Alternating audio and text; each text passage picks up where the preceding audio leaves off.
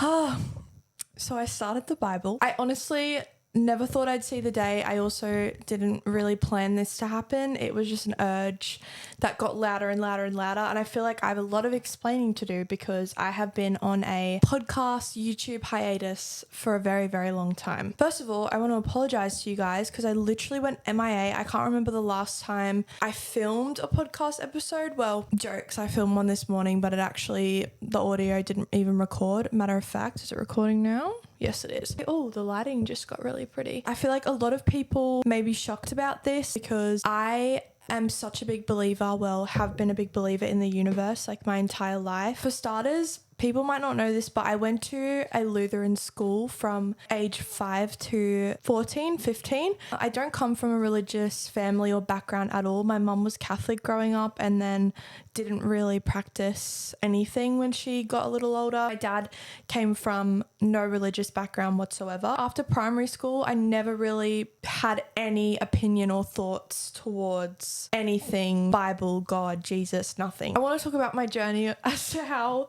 I got here. It was just an urge that got louder and louder and louder that I couldn't really ignore. And I feel like I've had the urge this entire year. I'm going to say it started when I did The Artist Way. I don't know if you guys knew that, but I think I talked about it quite a bit on TikTok. I started that in July. And that book isn't necessarily based on like Christian beliefs or God or any type of religion, but it does talk about how God and the universe are kind of like the same thing in different fonts. And it's a higher being than yourself that you are co-creating everything with. So that kind of expanded my knowledge a bit more. I guess I got like a little introduction into God. I really enjoyed it. And me and my best friend did it at the same time. And I finished it a week before my birthday. It was a 12-week course. It was amazing and I recommend it to anyone. I also did not go into this religiously. It was just out of curiosity because I love to study. I love to get a better understanding of cultures and things out there that I don't yet know about. I thought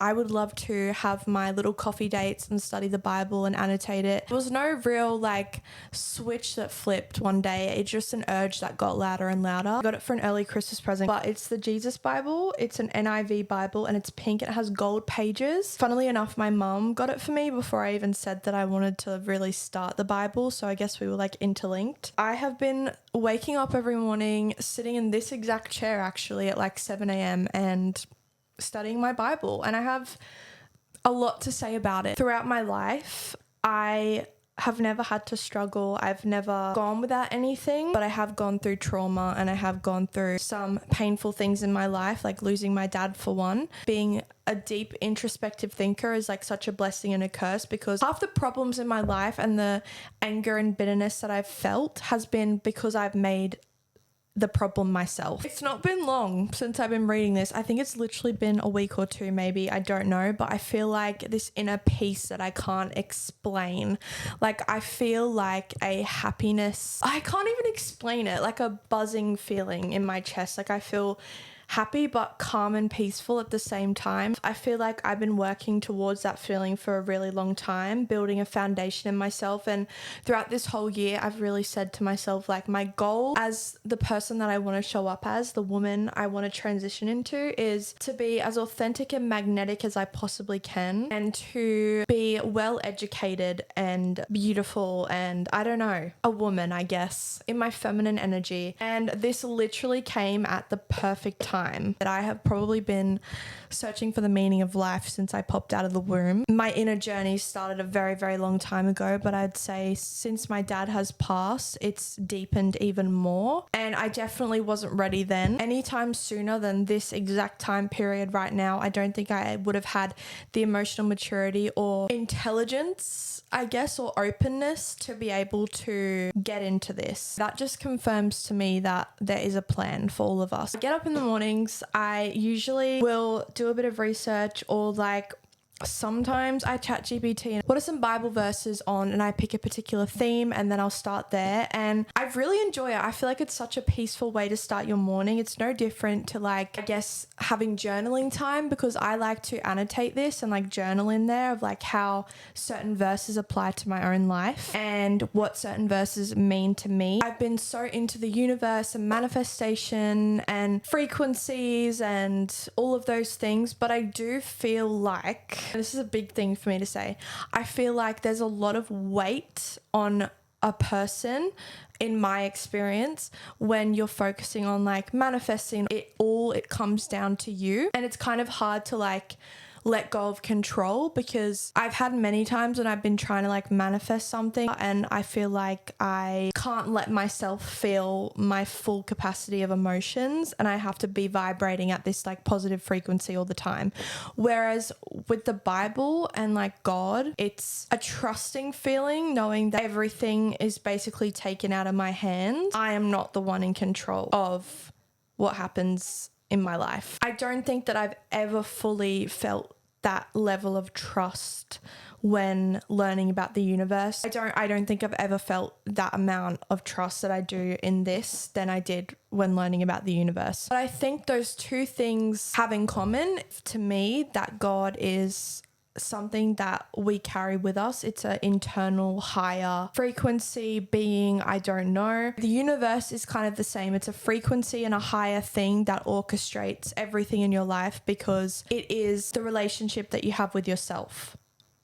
I hope that made sense. It's never hard to tap into it. It's something that you can never get rid of, and it's always there.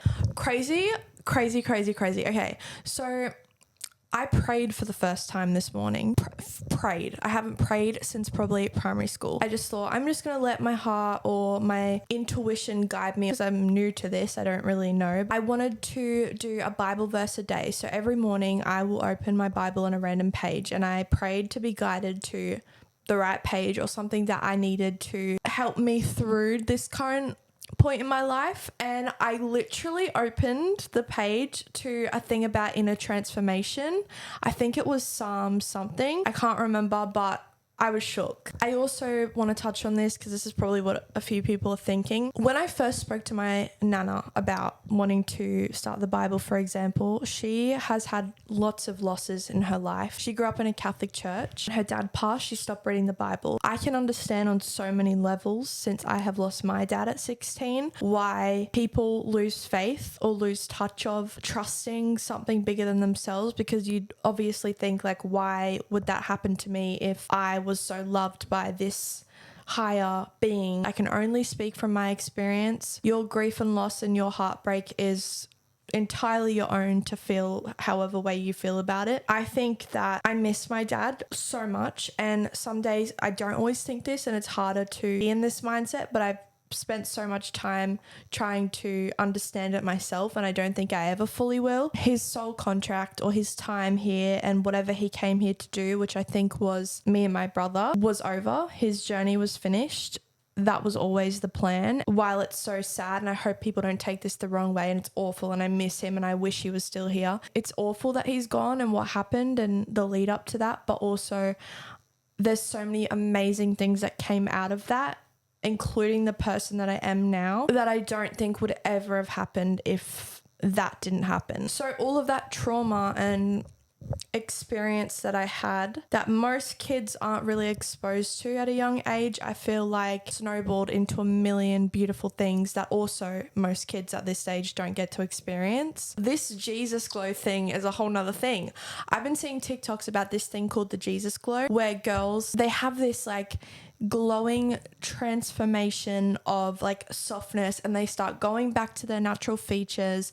They start, I don't know, they just look so happy and like peaceful, and they have a bright aura about them. I totally understand it now, because I think as a woman, we all crave that safety feeling. We all crave a soft and slow nervous system, and feeling safe and confident in yourself, in your body, in your life, in the people around you, and having something to trust trust like this and to put your control with or let go of your control with is exactly that. That is why these girls are so magnetic and the Jesus glow is real. And obviously the same thing for men as well.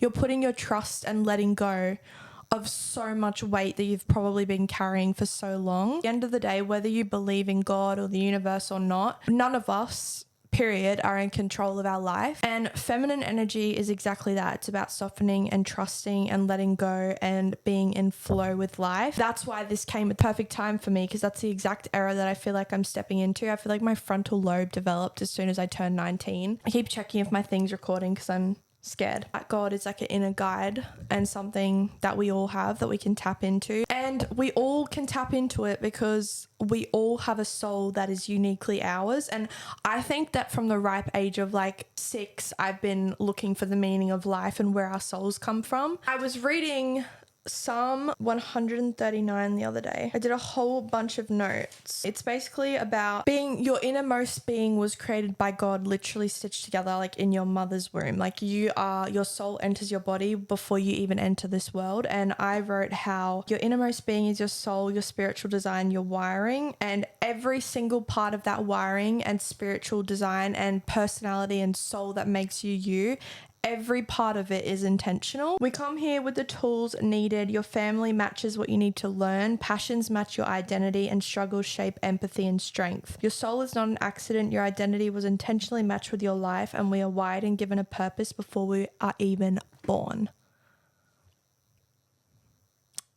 I could get into that in a whole other episode, so I'm not going to get into it too much. How I learned how to read this, annotate this, study this, I feel like any beginner person who's studying the Bible can get really overwhelmed by this, because look how big it is. There's literally 66 books. I don't know, guys, I'm still learning. And there's the Old Testament and the New Testament.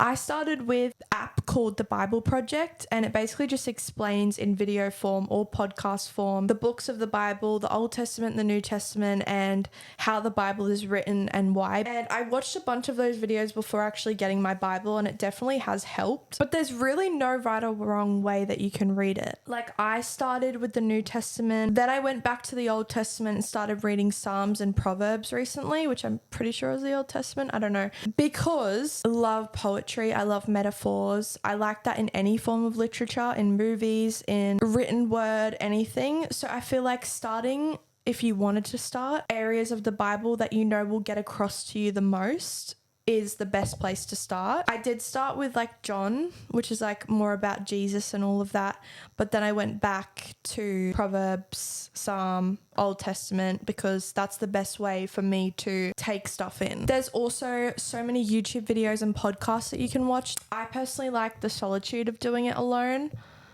but yeah, it's whatever works for you, really. My last message is, if you're curious about something like this, because I feel like curiosity without knowing what fully entails what we're curious about can be very overwhelming and scary sometimes. I can't lie. I was nervous to start this because I thought like I'd be converting or like, I don't know, something silly like that, because it's the unknown and you don't really know what you're stepping into. The second you think of the Bible or any religious thing as a religious thing, instead of just thinking of it out of your own curiosity and wanting to get a better understanding of it yourself and building a relationship with it on your own terms, it eliminates all the overwhelm and the scariness. And I have continued to approach it that way, and I've built my own understanding with it. It's a private thing you don't have to share with anybody. I just thought that I would share my experience for myself to document and see what happens in the future or how far I've come. A lot of introspective girlies are curious about the Bible but just are scared to make that next step. So if I can do it, I promise you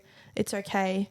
It's not going to hurt you. I'm really enjoying it, guys. I actually kind of want a Bible study right now, so I'm really excited about it. And I love my pink Bible. It's so aesthetic and gorgeous, and I think that's also a plus side is if you do want to start, get yourself something beautiful and pretty. It'll make you want to keep going back to it. It's like having a comfort water bottle. Like, this is how I feel about my Bible. It's like, oh, my Shayla.